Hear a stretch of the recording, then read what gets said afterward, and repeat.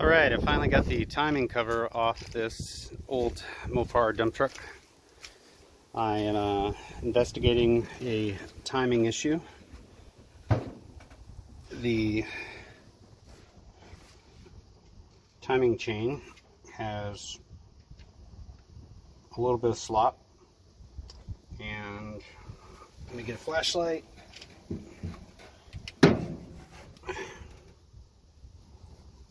Try to get this lined up. There you go. So with the timing slop that is happening, it's a hair off, a little RCF, maybe a little more than that, but it's just enough to cause the timing for the advanced timing on the distributor to not be correct. Don't hate me for the Chevy distributor style. I didn't do it. That was the previous owner. I would have kept the original distributor and just put an MSD box on it and deleted the old ignition or something. But I will update you when I get this further along. Shouldn't take me long now. I'll probably have it together tonight, I'm not sure.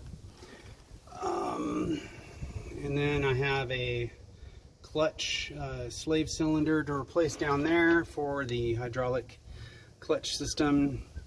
It is leaking. Might upgrade the brake master cylinder.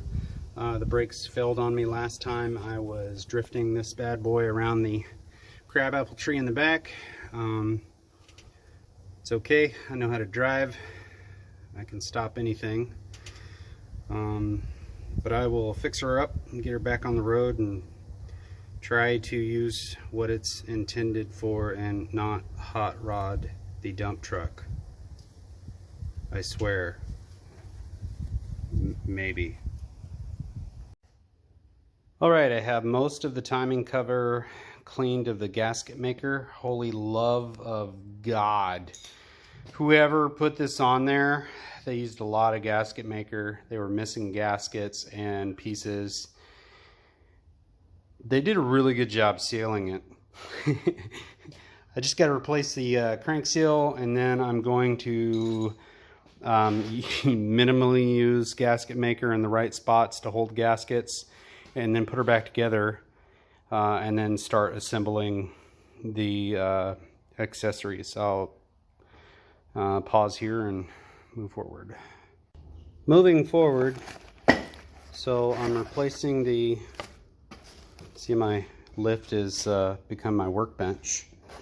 I'm replacing the cam sprocket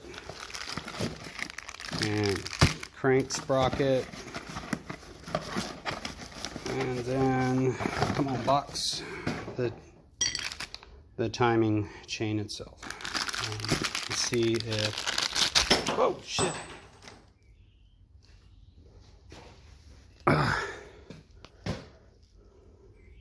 Dropped my gear. That's no bueno. See any damage? Nope. I would have used it anyways. So let's see if I can show you this.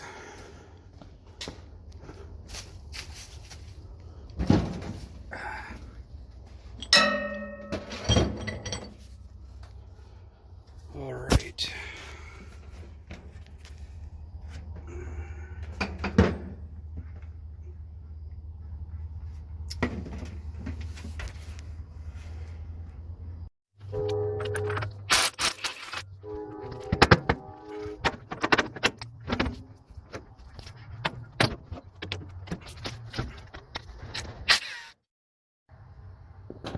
All right, so I removed the bolts.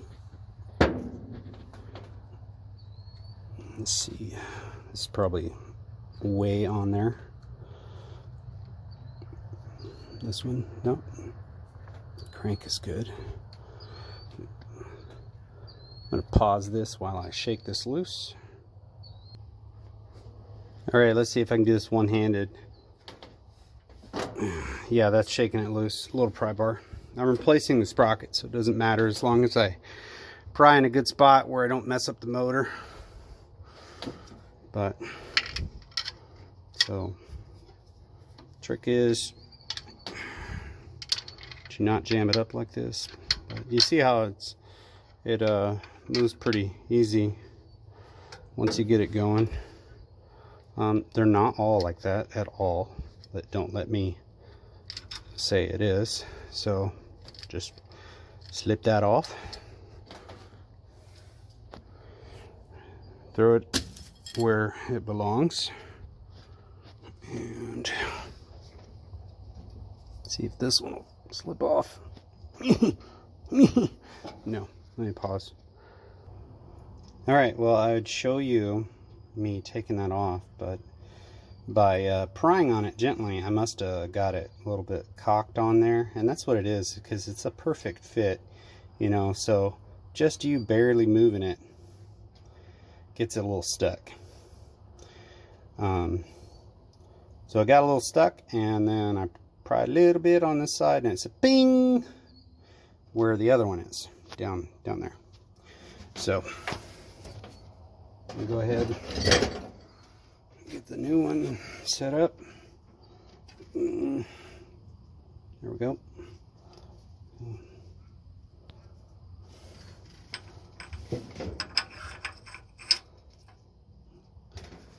You go like that.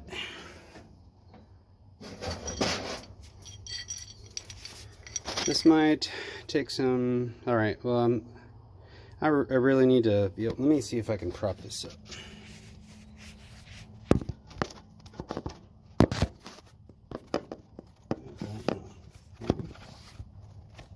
No?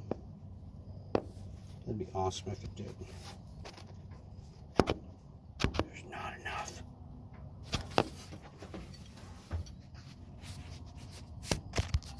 Let's see if this works out. So now the camshaft was a little off before, so I'm gonna have to turn it and align it, but it's close enough. I should be able to get it on. So on these, you want to get the crank about halfway on, and then you just slide it a little. Then you just give it a little persuasion, and everything's seated. So let me get the bolts on.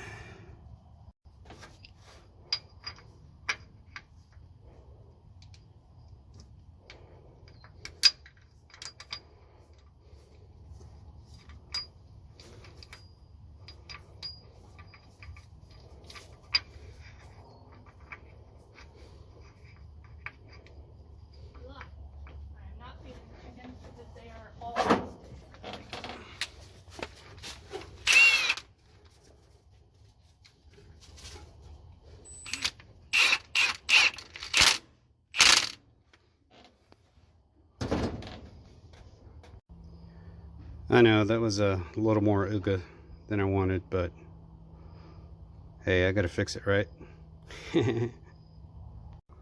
Alright, let me get this new seal in. I have the old one out. It's pretty easy, just a little chisel and a hammer, right? Yeah. My mallet, rubber mallet's somewhere, but I'm just gonna use a seal driver. If anybody was wondering, I use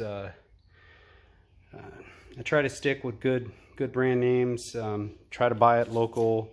If it's anything to do with shipping, I go ahead and try to go through rockauto.com because they're really good prices and they have about everything. You just got to make sure you are getting what you're paying for. I don't know if I'm going to be able to do this where you guys can see, because let me use this sill right here. See if that works for me. Nope, that didn't work at all. The wrench, prop her up a little bit. Nope, you're just looking at the thing. I really need to get like a camera thing, right? A camera, and quit using my phone. But let's get the seal in. And now, I don't need a seal driver, as Brian knows. I like to use them because I'm lazy. But you see how I overlapped it there? So this one will punch all the way through in this design. So I made sure I didn't touch the seal with the nut or screw, bolt. It's a bolt. And then I'm overlapping the side of the housing so the seal goes all the way in, but without touching the seal. Because as you can see on this old unit, it will slide right through, or you could cockeye it, and you don't want that. If you get it cocked a little bit, and then the crank will be pushed differently on the seal, it'll just leak oil. So let's get her on the truck. All right, it has been a minute since I have done a timing chain on a small block Chrysler LA motor. But basically, I wouldn't say it's the proper way to do it, because everyone has their own way of mechanicking. I have a lot of experience, but and I stand by it. I'm Mopar Chris. This is how I do it. So these pieces, this little cork part, the original pan gasket is hull cork here, except for the rubber seals on the end. I'm reusing this rubber seal because my set I bought does not have that same seal. So I'm reusing that.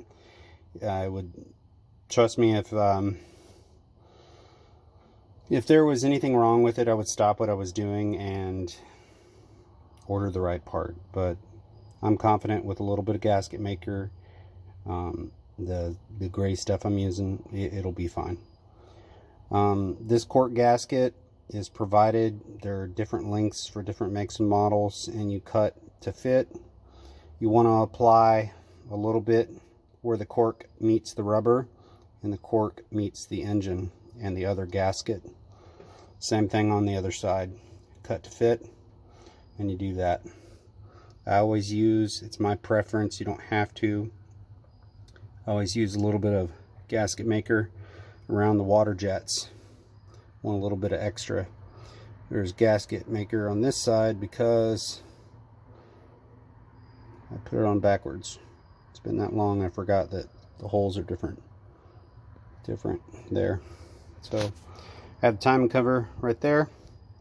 I'm gonna get her on there and wrench down the bolts. All right, please remember I went to professional Ooga Ooga school.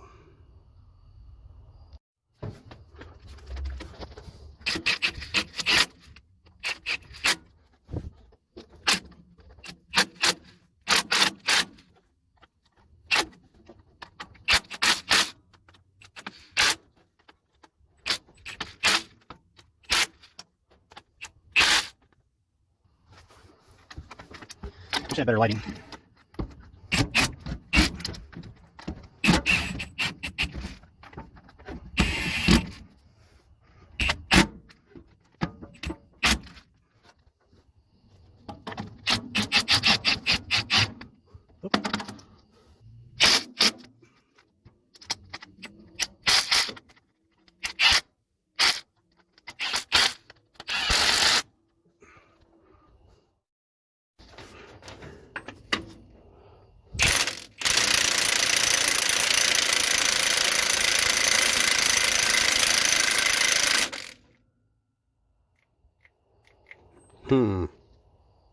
No more Ooga Ooga.